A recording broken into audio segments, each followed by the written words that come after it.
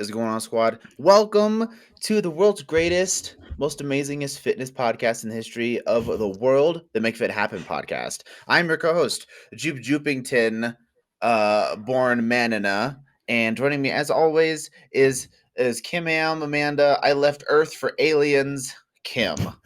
I don't recall what the I left Earth for aliens part is. What is that from?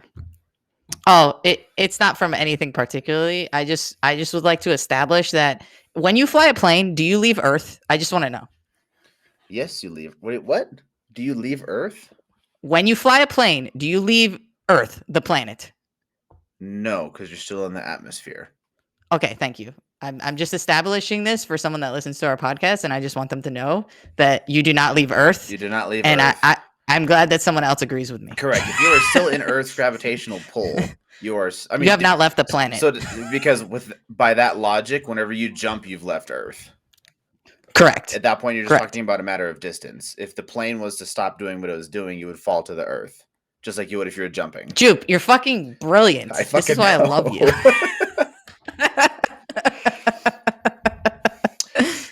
Yeah, your logic is unsound, individual who shall not be named, and I don't know who you are, but you're wrong. So there you go. You are incorrect. I apologize if this ruffles your feathers. But Jupe's like, you're welcome. Over feelings, guys. Okay.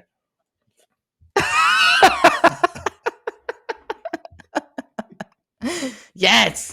That's just how I live my life. Facts over feelings. Okay. Just facts over feelings. That's how I live my life. Yes. Guys, welcome to the Make Fit Happen podcast. It has been a wild and crazy world over yonder in our neck of the woods. Today I think we've touched base on this before, but we're really gonna do an in-depth dive into getting big muscles versus building aesthetic muscles. Because there is a difference between the two. Obviously, we have a lot of people who are trying to build mass, trying to be big old huge mass monsters. However, there comes a time where you're actually training just to build symmetry in the muscle, or not just trying to get massive. And we're going to be going over the differences. We might touch base on a little bit of building power and mass and blah, blah, blah. But the big overarching topic is going to be mass monster versus aesthetics. That's what we'll do. That's what we'll call that. Mass monster versus aesthetics. So when we think of a mass monster, like what comes to mind for you, Amanda? Like who is a mass monster that you think of? To me, a mass monster is like strongmen is probably the first one that comes to mind. So like people like Brian Shaw, Eddie Hall, like they're just monster human beings. Because I think Brian Shaw is like 6'8" or something. Yeah, he's huge and he's close to like 400 pounds. But I'd say during strongman, he's definitely that big. I'm gonna look it up right now while you're talking. But go ahead. Yeah, like he may be a little bit less nowadays because he's towards the tail end of his strongman career. But when he was in the height of his strongman career, man, he's a big dude, and he eats like 12,000 calories a day. To me, that is a mass monster. So did you find it already? 6'8", yeah. He is down. This is the quote right here from MuscleandFitness.com. Brian Shaw is down to 415 pounds, which is 15 off from where he wants to be. So while he is doing strongman, he likes to be around 430. Damn. That is a wildly large. And human. I think, right. And I think Eddie Hall is significantly shorter than him and probably weighs about the same. Yeah. Eddie but like these guys ridiculous. Can deadlift over. He's just a keg. That's what he is. Yeah, no, for sure. Now he's not so much anymore. Now he has a 6-pack. Oh, but in strongman days, he was so much shorter. So much shorter at 6'3". Yeah, I mean, massive. Comparatively, that's a good. Yeah, still massive. Good lord. But to me, that pops out as a mass monster. The next one would be Olympia bodybuilders. So like your Ronnie Coleman's, your Arnold Schwarzeneggers, your fucking Kai Green. Yep. Who else am I thinking of? Like those Dorian guys. Yates. Who is that Russian dude that was known as being Dorian the mass Yates. monster? You know what I'm talking about? That Russian dude back in the day. Yeah, I would say back in the day. I would say like I can't like the when Ronnie Coleman was in his prime, he was like around those guys too. Those were all those massive human beings. That just Yeah. the goal Like- for them is to be just the largest. It's at that point it's almost a freak show, just because they're huge, Oh, for sure. you know.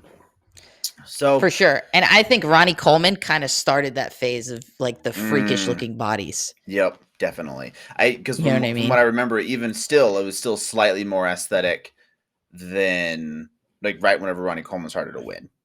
Or right before he started to win, it was still a Right. little bit more aesthetics. Now, when we're talking about somebody who has more aesthetics versus just a mass monster, like what exactly comes to mind for you?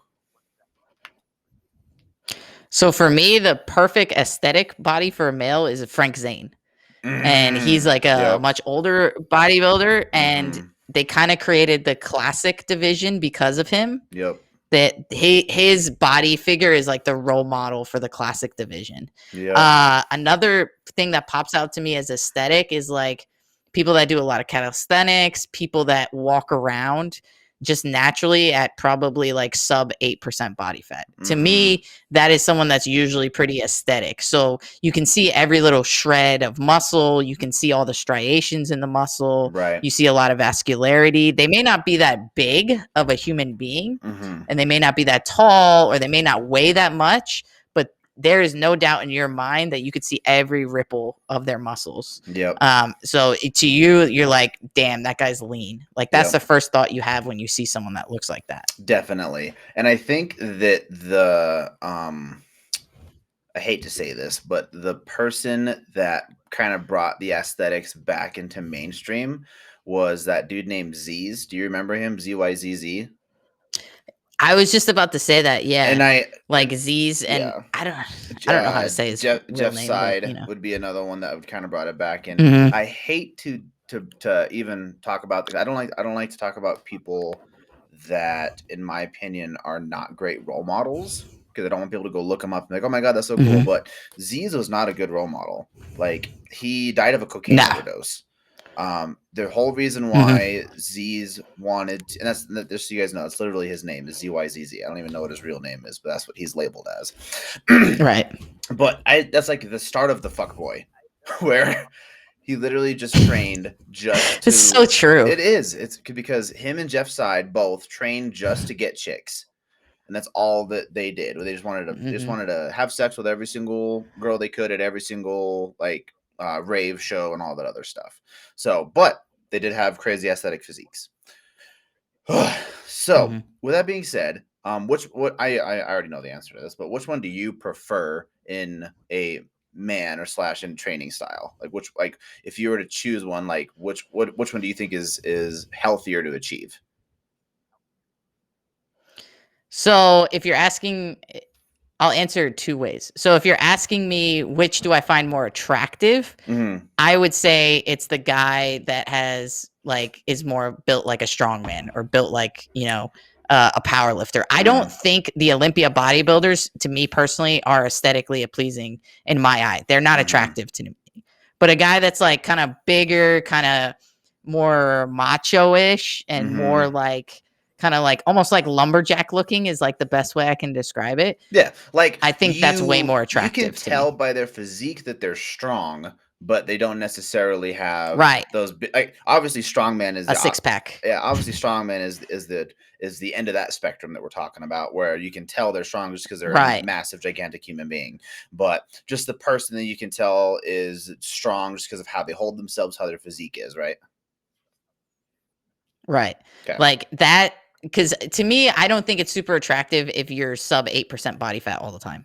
Like to me, that makes me feel more insecure about Mhm. myself. So like I don't particularly find that as attractive. I would rather a guy be like in a healthy range, like maybe 15% body fat. To me, that's much more attractive. I don't need Mhm. you to walk around with a six pack all the time. Yeah, You know what I plus mean? that also I've dated, go ahead.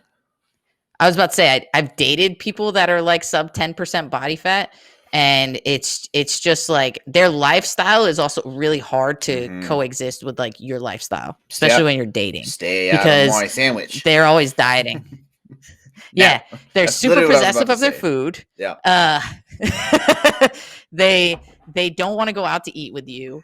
They don't have a ton of energy Mm-hmm. because that's how they maintain their low body fat, and they're super moody most of the time, and they tend to be like very insecure. Super moody. It's the food crankies is Super what moody. that is. Yeah. Yeah. It's the hangry. The hangry sets Yeah. in and it never goes away. Yep, exactly. No, But being that I've done both ends of the spectrum, having the fluctuation of the bigger, stronger lifestyle makes a huge difference for me personally, without a doubt. I was just having this yeah. conversation with somebody today. It was in a forum and somebody said, like, it was an a coaches group for online fitness coaches. Hashtag 10K Academy. Shout out to y'all. But somebody posted in there and they said something to the tune of like, how can coaches drink? Like, I feel like that's like against what you have to say, like you being healthy. And I was like, the whole point of health and fitness is balance, right? Like, if Mhm. you are so fit and healthy that you get down to that crazy slow fat percentage and you're trying to stay there, it becomes an unhealthy obsession where, like, Correct. I've been around people where, like, when I was trying to do that, they're like, "Is this okay for you to eat? Is this okay for you to drink?" Like, the last thing I want to do is go out with friends and have them be weird around me because they don't think they can, like, bring Right. food to my house or drink or anything like that. So everything in balance, in my opinion. Yeah. Unless you're prepping for an event, Yeah, I then completely you get agree. obsessed. Then it's different. Yep. Then you get obsessive Mhm. and then it's totally okay. But I Yep. totally agree because I've also been in that phase where I trained specifically for aesthetics and then I ate specifically for aesthetics and I Mhm. was fucking miserable during Yeah. that time. You know what I mean? Because like I had super low calories, I was constantly working out, and I really didn't do anything besides work out and eat Mm. like for 2 straight years. So like Ugh. my friendships were not the same, my relationship with my family was not the same. Yep. Like all those things were not the same when I was in that stage. So I much prefer the way I kind of structure my life now because Mhm. when I'm prepping for a powerlifting meet, for example, I kind of naturally just stay in the lower half of the weight class I'm in. Like if I really wanted to, could I diet down and get to the next lower weight class? Yes, but the biggest thing I notice is my squat particularly will take a huge nosedive. Mhm. When when I drop like 10 pounds, I'll drop 20 to 50 pounds off my squat. Ugh. Like I just don't have the same power. And at that point, I'm really not that competitive. Yeah. You know what I mean? At that weight class. So I prefer to like kind of maintain my weight. And I'll even like right now I've gained a couple pounds and I'm okay with it. Mhm. When I get closer to my competition, I might drop. And when I say a couple pounds, it's like 2 or 3 pounds. Like it's nothing crazy. You Literally a could lose, couple. yeah, like you could literally lose that in a week if you really want to. Yeah. But so like right now I'm sitting at like 148, and probably right before my competition, I'll probably drop down to like 143, 144. Hmm. But, I kind of like being in this a little bit heavier aspect for powerlifting competition in general because it helps with my strength, it helps with my recovery. I don't have to be as meticulous and as obsessive about my eating habits per se because I kind of know how many calories I can get away with just to maintain my weight and how much activity I have to do to maintain my weight. Because Mhm. the biggest focus I have is just being stronger. Yep. And like my mindset in training is I so much prefer to get stronger rather than to look cut up. Yep. So for me, it's the physique that's more appealing to me, but it's also the training style that's more appealing to me. Now, to put it in perspective, that doesn't mean that I just do that 365 days a year. That's my whole training cycle every year. After my powerlifting meet, I will switch to more of a bodybuilding style, aesthetic style workout, Mhm. and I have no problem with that. And I'll probably run that for like 6 months, and cut down my weight probably about 10, 15 pounds ish, get down to Right. closer to like 135. You know what I mean? Mhm. So I kind of go through phases where I've done both, and that works better for my lifestyle where majority of it is I'm searching for strength and getting stronger, but I have phases where I will purposely drop weight and try to look more aesthetic. Sure. So let's get into the training style of the two because they're both different. Mm. What is the training style of someone who is trying to get big? Like what kind of a structure are we looking at with that? Because I know a lot of people love when we talk about like applying something like a to-do list in our podcast. So let's say that I'm smaller and I'm trying to get big. Like, what should I do for a training split? And we'll get into nutrition too. But first of all, like, what kind of a training split would you recommend for somebody? For someone that's trying to get bigger, I would recommend a training split that you have a lot of compound lifts in there. So you have overhead press, you have bench press, you have squat, you have deadlift, leg press, whatever kind of large compound movements you can do that require more than one muscle group to perform. And what I mean by that is like, for example, when you perform a barbell squat, you are engaging your quadriceps, your hamstrings, your glutes, your calves, and your core all at the same time. Yep. And some of them, depending on your squat style, some of those muscles are utilized at a higher level than others, but they're all being engaged at that same time. So compound movements always focus on large muscle groups that are engaged at the same time. So I think the majority of your program should be centered around those large compound movements and really trying to get stronger at those movements. And the program may start out that you go, 4 or 5 sets of 8 to 10. Whereas as the weeks go on and you get stronger is when you might test the max, or maybe you drop down to like 2 or 3 reps.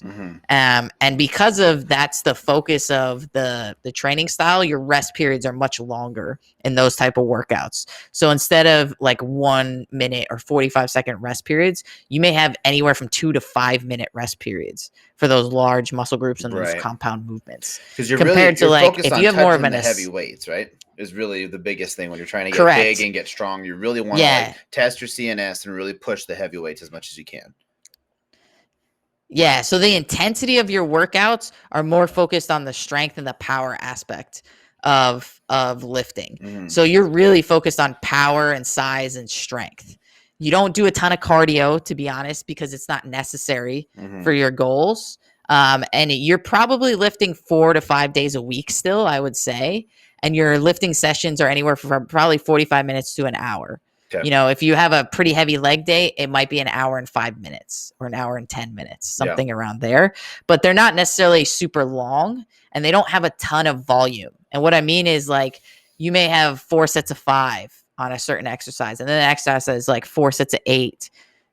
So like volume meaning you don't have a ton of reps in those workouts, and you may only have 4 to 5 exercises in those workouts, but they're heavy. So that type of intensity is what's greater in that aspect of lifting and that type of programming. Whereas when you do more of an aesthetic workout, I feel that the workout goes faster for one, because you're focused on volume and you're much more focused on low rest periods. So for me, the one thing that doesn't change with either is the first exercise of any of your workouts should be a compound movement, no matter what it is. So I still believe like even when you do an aesthetic style workout, your main focus should still be compound movements. So if you're doing a leg day, it's definitely going to start with a squat or a deadlift. Like should always be that way. Now your repetition work is going to change. You may not necessarily go as heavy. The heaviest sets you may get up to is 6 to 8 reps. But majority of your reps for even your compound movements are probably going to be 10 to 12, 4 or 5 sets of them. So there's a lot more volume in that. Exactly. And when you look at volume, like your heavy workout that we were talking about before for those building size and muscle, you may do 20 reps in that entire series. So if you did squats 4 sets of 5, you only did 20 reps. Now, if you're going for more aesthetic and you do those same set of squats, you may do 4 or 5 sets of 10. So you went from 20 to almost 40 to 50 reps. So that's what I mean by like such an increase in volume. And your rest periods over here, when you're trying to build mass and build size, maybe 2 to 5 minutes, like we were saying. Your rest periods over here, because the weight's lighter, may be a minute to 90 seconds for that same type of exercise. So that also increases the intensity for an aesthetic style workout. It's mostly focused on volume, and then your rest period is much lower. So you're putting the muscle under more work in a shorter amount of time. I don't know. I don't know if you would change anything with that. I would probably do more. Not really, no. I mean, the other thing that I would focus on from an aesthetics perspective would be really doing like when I tried to get big, I didn't give a shit about how my body looked. I was just focusing on moving heavy shit as much as I could. Hmm. And because of that, I got up to 210 pounds and I was getting Right. super strong. Now, when I'm focusing more on, and I was always doing some form of like bar, for example, a chest day. Let's do a chest day for aesthetics versus power or versus size and strength, right? So if I'm Hmm. doing a chest day, I'm doing I don't usually just do quote unquote chest. I usually do like a push day. So I'll do bench press, maybe I'll do floor press, I'll do an overhead press, I'll do dips, and then triceps. But keep in mind that I'm also about to rest for 4 days, so that's a lot of Right. stuff for a push day. Um, but it's always a form of something where I'm working the chest first, then shoulders, and then the triceps, kind of in that order. But keep in mind, like all of those are heavy compound exercises. Now, if I'm going to do a chest day for aesthetics, I'm going to really focus on what's my weak point. So for 90% of men, it's the upper chest and the inner chest, right? So I'll do a bench press, right? But then after that, I'll do a hex press where you're holding the dumbbells closer to your body to really hit that inner chest. And then I'll do a bunch of flies. So I'm not pushing as much weight, but I'm really focusing on those areas that I feel are lacking, is what I would say. Right. That's the only other thing that I would do for aesthetics. You're really doing an assessment in the mirror and seeing what's lacking and focusing on your lacking body part. Right. And I would Not even your agree with lacking body part, just like the section, but like the part of your body that is lacking, like in that specific right. body part. Yeah. And I'd agree with you in that aspect, because the other thing I didn't mention before is like what you were saying is in aesthetic workouts, it's a little bit more isolation. So, like, for example, Mm, like Jupe was saying, if your chest isn't developed in a certain area, an aesthetic workout, you start to care, or aesthetic point of view of like how you want to look, you start to care more about that kind of stuff. Whereas, like, if I'm training for powerlifting, like, I don't care what my biceps look like. You know what I mean? Like, I don't care how yep. big my biceps are. They have no purpose for me in that aspect. But if you're an aesthetic person, you do care about how big your biceps are and how symmetrical they are. So you will start to do more Yep. unilateral movements where you do one side at a time. You will start to do more Mm-hmm. of like specialty exercises. So, like for example, in a bicep curl, if you have an underdeveloped peak, you may do something called a spider curl, where your chest is up against a bench and your arms are hanging because it gives you more range of motion in the bicep and really focus on the squeeze and that concentric part of the movement. Like when you do more of an aesthetic workout, you kind of care more about those little things. How does the muscle look? How can I shape it to look more like this?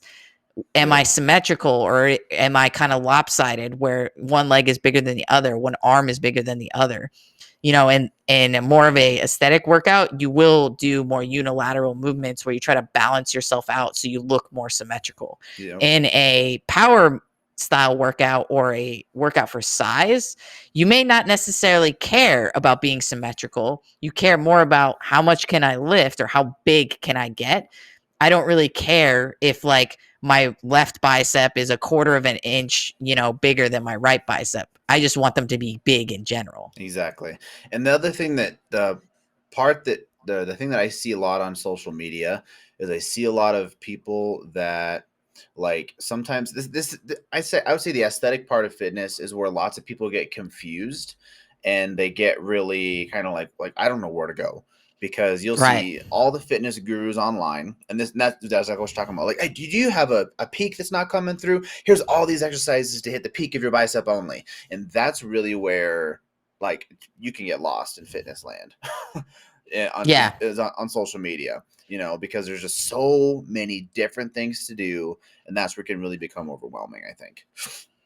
Oh yeah, and there's a lot of misconceptions too. Like there is no magic pill and there's no magic exercise that's going to magically make your bicep from 12 inches to 17 inches, That's just going to take time and dedication. Yep. But there's this false hope on the social media that if you just do this one thing, you'll be able to get there, and it's completely false. Yeah. Like whether you're talking about putting on size or whether you're talking about being more aesthetic, both of which take time and dedication. So you have to be consistently working out and you have to really dedicate not only your commitment in the gym, but also outside of the gym. Like if you're trying to gain size, which I think we're rolling into when it comes to nutrition, like Mhm. if you're trying to gain size, you're just trying to pound calories for the Yep. most part. Like you don't necessarily need to focus on counting calories. You care much more about overall intake because in order to gain size, you need to be in a calorie surplus. Yep. So you have to be eating more calories than you expend every single day. And some people, it's easier for them to continuously track that. And some people have more of a feel for it where they're like, I kind of know this is how many calories I get away with to maintain. I'm just going to eat a little bit more than that in order to hit my goals of gaining size. But especially when you're trying to gain size, you don't necessarily have to be as strict as the types of calories or the types of foods that you're eating. Like Mhm. you can get away with going out to eat with friends and getting some fried food. You can get away with getting ice cream here and there. You can get away with, eating sweets or chocolates or things like that. An aesthetic person, they're trying to maintain a certain look. So their diet is much stricter than someone just merely trying to gain size. Because they're not only an aesthetic person, not to say that they're not trying to gain muscle, they always are, but they're trying to put the least amount of body fat on as they do that. Mhm. So they will be much more strict about what they're eating, the way their food, they'll count every calorie. They may not be in a deficit all the time, but they won't be in a surplus either for as long as someone that's just trying to gain size. They may go Yep. through phases where they do like 4 weeks in a deficit, 2 weeks in a surplus, 4 weeks in a deficit again, 2 weeks in a surplus. For the most part, they're just trying to maintain their weight and just get leaner and make it appear like they're gaining more muscle. Because in order to be aesthetic, to be honest, you have to maintain a certain body fat level to be looked at as like you have a very nice physique or you have a very lean physique. So they have to be much more strict with their nutrition. They probably won't go out to eat a whole lot unless it's a special occasion. They Yep. probably won't be that friend that you bring drinking with you all the And time to because add it on to doesn't fit that, into their lifestyle. yeah, in on eating out, they're also not going to be the person like when they do go out to eat, they're still going to pick the chicken salad on the menu instead of having a burger. Oh yeah. You know, Oh yeah. Big time. exactly. Yeah. They're still not going I to completely indulge. agree with that. Yeah, Yeah. They I won't indulge. nah. The other thing that I'm going to add when it comes to getting big and strong versus aesthetic, you have to just pick a lane and stick to it for a while. And the reason why I say Right. that is because like I for years I was talking about like I want to get big, I want to get big, I want to get big, but I was still stuck in. I also want to maintain my body fat nice and low and all that stuff. When I finally was like, you know what, fuck it, I'm just gonna get big. I don't give a shit. And when I finally just decided to jump in, eat the surplus of calories, like who gives a shit if I add on the excess fat, that's when I blew up to 200 pounds finally. After years of being at like between 175 to 185, I was in that mark for shit, except for the one show that I did where I got way down to the 150s. I was there for at least like 12 or like I'd say like at least 10 years. I was always 175 to 185 all the time. And then when I was like, you know what? I'm just gonna get big. I'm gonna be Mhm. a mass monster. That's when I finally ate all kinds of food and I got up and I got big. And I just say you just have to realize like, yes, you're gonna add on the extra weight, but you're picking that lane for a reason. And just suck it up, Buttercup. Right. Unfortunately, And I completely agree because too many people kind of want to have one foot in each lane. that was me. And the problem with that is, yeah, and it's a lot of people. I've been there before where I wanted to get more muscle, but I really didn't want to gain more weight. And unfortunately, like you can't do it that way, you know? Correct. And I would tell you when I finally chose to care less about not gaining weight all the time and cared more about how do I get more muscular? How do I get stronger? It happened. You Yep. know what I mean? I kind of just chose my lane. I stopped caring about what my weight was all the time. Now, I weigh more now than I did probably like 5 or 6 years ago, but you wouldn't think it looking at me. You would think I actually weighed less Yeah. because I have more muscle and I have more definition. My shape has changed, but I can tell you right now, I was much stricter 5 or 6 years ago. I'm not as strict now, Mm-hmm. and my weight will maintain more. Like, for the most part, I fluctuate between 143 pounds and 148 pounds pretty much year round. Mm-hmm. You know, like if I don't do anything, I could get away with eating out to eat every once in a while. I can get away with having dessert, you know, once a week even, and my weight won't really change. If I tried to do that 5 or 6 years ago when I didn't have as much muscle mass, I'd balloon. You know what I mean? I'd balloon from like, because back then I was 130 something pounds. But if I had a bad weekend of eating out, I'd balloon up to like 10 pounds heavier. Yep. And it'd freak me out, you know? So you have to really do pick a lane and just kind of stick to it. You can't give up on it after like 2 weeks and think that it's not working or this scares me because I'm gaining weight or I'm losing muscle or whatever it may be. You have to kind of stick to it for months at a time to really see the progress. Yep, exactly. And then I'm taking it upon myself, like I'm about to do a cut, because I might have an event coming up in October, and already I dropped 7 pounds this week, which is way too fast, by the way. But I'm already feeling like oh my God, I'm getting so small. I'm having that. You can't help it. Oh my God, I'm having that freaking that mental what the body dysmorphia is kicking in already. And it's always like right after I get done like sparring or I get done with kickboxing. I look at my forearm and like it's been compressed in a glove, right? So then like it just looks all small. I'm just like, I'm such a small fry. So you're gonna battle that too. All of it. Yeah, you're gonna battle the body dysmorphia no matter what you choose. But really, it's just sticking to the program that you said you're gonna stick to. That's really the only thing that you can do. Yeah, 100%. And like when we went over like general guidelines of the programming, that's not to say that like if you're trying to gain size, you're never going to do 12 to 15 reps in an exercise. Yeah. And that's also not to say if you're trying to be aesthetic, you're never going to go for a 1 rep max. Mm-hmm. You know, like you are going to do those things in your program, but I will say as a whole, if you're trying to gain size, majority of your program will be focused on heavier weight with lower reps and longer rest periods.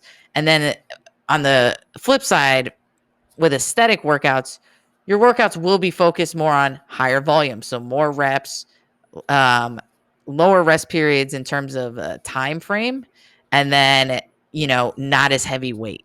Like, that's not to say the weight wouldn't be challenging, but you should be able to do 12 to 15 reps, and maybe the last 2 to 3 reps are a struggle.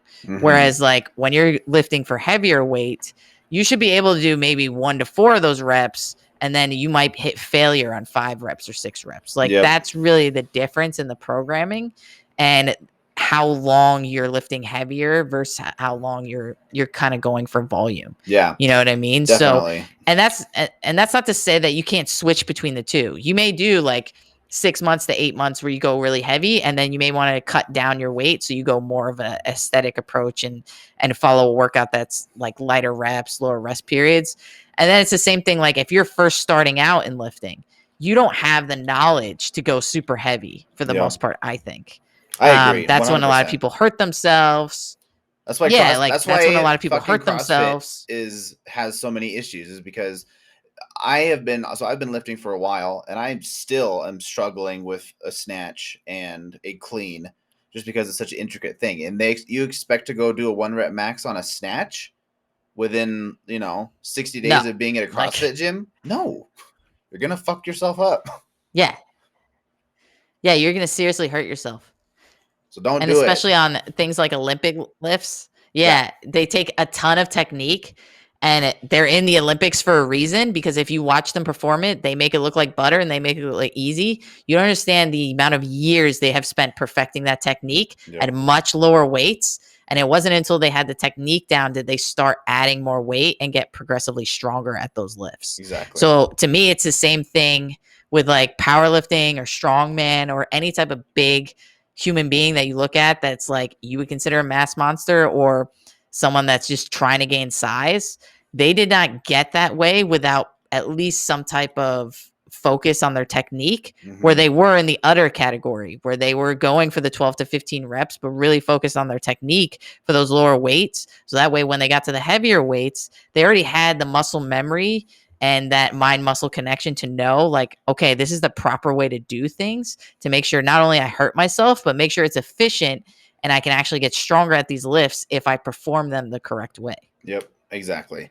Let's circle back around a little bit Mhm. to the nutrition of aesthetics versus getting big. I know we talked about just getting in a ton of calories. What is your opinion on a dirty bulk?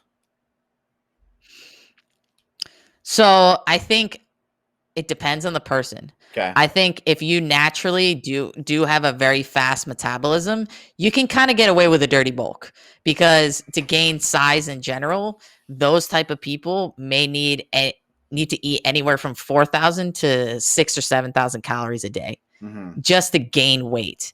And the sheer volume of food you would have to eat if it was just like healthy, you know, um, very high nutrient dense foods is just physically impossible. Like you'd be Hmm. so full all the time. You'd Yeah. be so uncomfortable all the time. And then if you feel that way all the time, you're not going to maintain it. Yep. You know? That's my opinion. So I think for someone that has a very fast metabolism that does need that amount of calories, they almost have to do a dirty bulk. So Yeah. they have to include things that are super high calorie, super high sugar that are not necessarily the best for you, like Pop Tarts and ice cream and cookies and candies and things like that, Yep. just to get in the calories. Do I think the majority of people should do dirty bulk? Absolutely not, because I think it teaches you bad Dirty Burke. habits. Dirty Burke. Dirty Burke. So what would you say are Dirty some Burke. good macro guidelines for somebody? Like, does it differ for aesthetics versus mass? The macro guidelines, or are they pretty close to the same? It's just a calorie difference. I think personally they are pretty close to the same because I'm a big believer in like moderation and have a pretty even split. So like most people I talk to, I give them 40% carbohydrates, 30% protein, 30% fat. Like Hmm. that's always my go-to macronutrient split. Unless I find for some reason, like let's say they're super carb sensitive and they get bloated and retain a lot of water when they eat that many carbs, then I might do more of a carb cycle or maybe like a keto style diet would Hmm. work better for them. Someone that's aesthetic, I would still do a 30-30-40 split, but it may consist of leaner proteins like chicken and fish. Whereas the person that's trying to gain muscle or gain size, it may be more fattier cuts of meat like steak, fatty cuts of fish, pork, those type of things. I may include more of that in their meal plan or their macros. Whereas as someone that's trying to go for more aesthetics, I may include the what I know is higher nutrient dense foods, which usually equate to lower calories in their style of eating because they're more focused on either just maintaining their weight and losing body fat, or if they just want to maintain their weight and gain a little bit of muscle. Like they're very much kind of the slow and steady progress when you're Right. trying to maintain aesthetics. Whereas when you're trying to gain size, there are certain points where you won't be able to gain size as rapidly. But especially when you're first starting out, you could gain size and weight pretty rapidly because of just the calorie consumption that you have to Right. have. No, that makes total sense. Absolutely. Do you find that different carbohydrates tend to be better for cut? Because I know we talked about the protein. Are the different carbohydrates you feel are better for a bulk versus a cut? Or is it kind of just carbs or carb? I I do because I know for me personally, like I could pound rice like no tomorrow and it won't Well, make that's me not fair super though. It's in your full. genetic But if you makeup. give So me yeah, it's in my genetics. Like rice is rice. But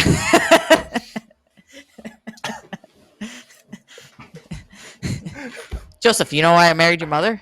Because I love Chinese food. I love Chinese food. Dad, mom's Filipino. Whatever. Rice Whatever. is rice. Rice is rice. But like you give me potatoes or you give me pasta, it will fill me up way more than rice will for the Mm, same volume of food. yeah. So I think it does come down to personal preference.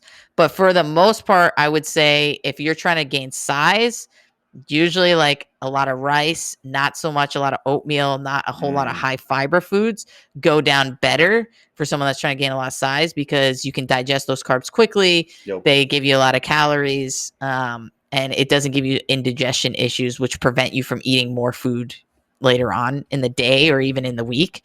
Whereas like if you're trying to kind of maintain aesthetics, you're trying to either maintain your calories or you might be in a little bit of a deficit. So you want food that's a good amount of volume, but will fill you up as well. So those type of people, I might be like, hey, eat more oatmeal style carbs, higher fiber, higher nutrient dense carbs that I know are going to fill you up after you eat them. So like using myself as an example, if I'm just trying to gain size and muscle, I'm going to eat a ton of rice every single meal. Right. If I'm trying to lose weight, a lot of it might be pasta and potatoes because I just can't eat as much of that. See, and I'm the opposite, or not the quote unquote opposite, but like I can fucking pound hash browns like nobody's business. But I definitely feel, I definitely feel the pasta though, because that's how I am. If it's oatmeal and pasta, I can't eat that much, but rice and potatoes, I'll eat. I'll just sit and eat in like 2 cups of potatoes, just as is. I fucking love potatoes. No problem. Oh, I love potatoes, but when I'm cutting, it's the best food. When I'm trying to bulk up or gain some muscle, it's not always the best food for me because I can't eat as much of it, even though I love it. Right. Yeah, I remember when I did my show, Amanda had me eat 3.5 cups of potatoes the night before. That was a little rough. I'm not gonna lie. You're like so dry. Yeah, it was very, very rough. Guys, that's really the biggest differences right there. We hit on we hit on the mental aspect of it. We hit on the training aspect of it. We went over the differences, and we went over nutrition. That's all there is to know about the difference between being a mass monster and getting into aesthetics. Hell yeah. Hell yeah. Anything else you got for us, Miss I Left Earth for Aliens? No, I have nothing else. You know, airplanes. I just think that people need you left Earth. Yeah, airplanes don't mean you left Earth. I don't care what anyone tells you. And I just think that when you decide whether you want to be more aesthetic or be more, gain muscle and be more mass, you just have to be consistent with it. Like either one, just be consistent and be flexible to find what works best for you would be my best advice. Boom. I love it. Guys, this has been the latest installment of the Make That Happen podcast. Until next time, y'all, love, peace, and protein. Peace.